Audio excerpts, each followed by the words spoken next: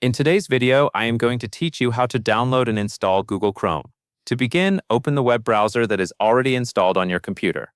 If you are using a Windows computer, this will often be Microsoft Edge. Once your browser is open, click into the address bar at the top of the screen. Type google.com/Chrome, then press Enter on your keyboard. This will take you to the official Google Chrome download page. When the page loads, look for the blue button that says Download Chrome. Click that button to begin downloading the installer file. Depending on your browser settings, the download may start immediately, or you may be asked to confirm the download first. If that happens, simply continue with the download. After the file finishes downloading, you will need to locate it on your computer. In most cases, it will appear in your Downloads folder. On Windows, the file is usually named chromesetup.exe. Next, run the installer file. On Windows, double-click chromesetup.exe to open it.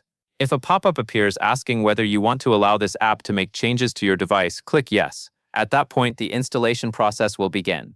Make sure your internet connection stays active while Chrome installs, since some systems may need to download additional files during setup. This usually only takes a short time.